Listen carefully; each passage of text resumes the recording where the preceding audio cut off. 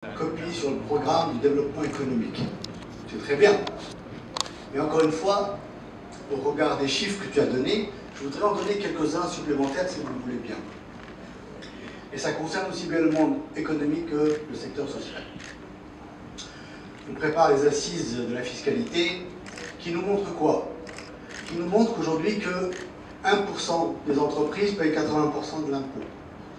Qui nous montre que 0,67% d'entreprises déclarent et payent la TVA. Que les salariés et les pauvres, encore une fois, plus de 40% d'entre eux payent plus de 70% de l'impôt sur le revenu. À côté de ça, vous avez 1 200 000 salariés qui sont déclarés à la CNSS sur 12 mois consécutifs, sur une population active salariale, secteur privé, etc., 5 millions, mais la population active est de quasiment 12 millions et demi. J'ai 1 400 000 enfants en âge d'aller en préscolaire tous les ans qui arrivent sur le marché, dont plus de 700 000 qui n'ont aucune solution de préscolaire. Aucune. J'ai un taux d'emploi en milieu urbain de 35%. Quand on dit que de Kenitra et Jadida, j'ai 70% du PIB, je dis 35% de taux d'activité, de taux d'emploi. C'est-à-dire qu'on n'est pas capable de donner du travail à notre jeunesse qui représente aujourd'hui plus de 60% de la population qui a moins de 4. Tu as rappelé les chiffres des NEETs aujourd'hui, 2,7 millions, 3 millions. Qu'est-ce qu'on va faire? Si là, on ne peut pas dire que notre modèle, en général, est arrivé à bout de souffle et qu'on n'est pas capable de l'accepter, c'est qu'on a un souci. Et c'est pour ça qu'aujourd'hui, je pense que quand on réfléchit à la 20e année de Sa Majesté, il a mis en place un certain nombre de dynamiques. L'INDH a réduit les inégalités, mais pas la pauvreté. Et ça, c'est un sujet de fond pour nous aujourd'hui, et on est tous concernés.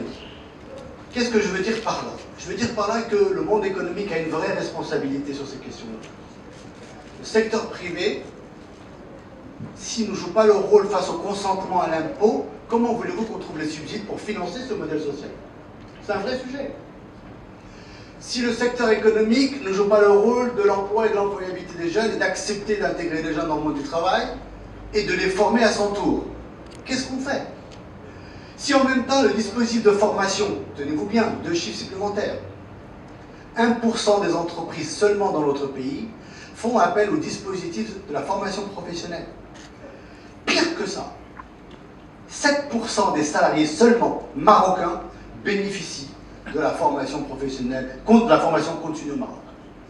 Comment voulez-vous fluidifier le marché du travail et donner la possibilité aux gens de travailler et d'apprendre? Accessoirement, la 4e révolution industrielle, à travers le numérique, révolutionne tous les modes, les modèles économiques, les organisations générales des pays, et bien sûr, les organisations d'entreprise. Et donc, partant de là, l'éducation. L'économie de la connaissance est un sujet partout dans le monde. Et nous, aujourd'hui, on est encore en train de débattre sur des sujets anachroniques, politiques. Moi, je n'ai pas envie qu'on me dicte ma façon de vivre, de boire ou de manger, et la façon d'éduquer mes enfants. La liberté, qui est un acte constitutionnel, doit l'être dans les faits. Mais si je n'utilise pas les nouvelles technologies dans l'urgence aujourd'hui pour scaler l'accès à l'éducation pour mes concitoyens, comment voulez-vous que nous puissions accéder au monde de demain? Comment voulez-vous qu'on développe des réflexions du futur avec des gens qui sont encore ancrés dans le passé? On fait du populisme moderne. Il faut être jeune pour comprendre. Non, il y a des jeunes vieux et il y a des vieux jeunes. On ne peut pas parler et au lieu de ou. Comment on peut co-construire ensemble? Et c'est le vrai sujet. L'invitation ici, c'est quoi? Oui, il faut aller vers un nouveau pacte de confiance auquel je rajouterai un pacte de confiance et effectivement le pacte social. Pourquoi? Parce que l'entreprise marocaine est en garde à vue permanente. Le chef d'entreprise est en garde à vue permanente. Comment voulez-vous installer la confiance et libérer cette énergie nécessaire?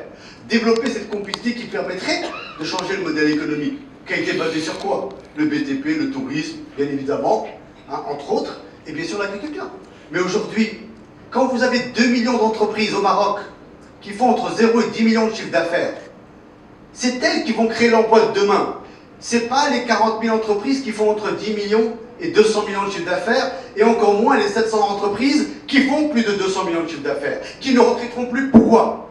Parce que la technologie est là, et parce qu'elles sont sur des modèles économiques complètement différents. Alors mesdames et messieurs, les jeunes qui êtes dans la salle, Juste, il faut gamberger ça. Nous avons une responsabilité face à l'histoire, maintenant, ici et maintenant. C'est-à-dire que tout ça, c'est pas du blabla. Nous sommes dans l'urgence pour le pays. Il faut vraiment le comprendre. J'ai eu l'occasion, il y a quelques mois, de faire une intervention au Parlement, et j'ai abordé le dialogue social et le numérique. Et quand je parlais, je regardais la salle. Enfin, non, et je disais, mais à qui je parle? Est-ce qu'ils comprennent de quoi, ce dont je parle? Le monde dans lequel on est en train d'aller? Mais non, mesdames et messieurs, le personnel politique, si je peux me permettre, dans sa globalité, est en dehors du temps. Or, le temps aujourd'hui, qui vient d'être compté, puisque les 7 minutes viennent d'être dépassées, puisqu'elles viennent de sonner, et je vais conclure là-dessus. Il faut qu'on renverse la table sur ces questions-là ensemble. Renverser la table, c'est pas dire que l'autre avait tort. C'est dire maintenant on doit travailler autrement ensemble. Il ne faut plus être dans la binarité. Il faut être dans la co-construction. L'intelligence collective, c'est l'or et le pétrole des 21e siècle pour arriver à des croissances durables et inclusives pour toute la société marocaine qui faisait zéro année, entre guillemets, jusqu'à 100 ans, puisqu'on va vivre plus longtemps. Et merci.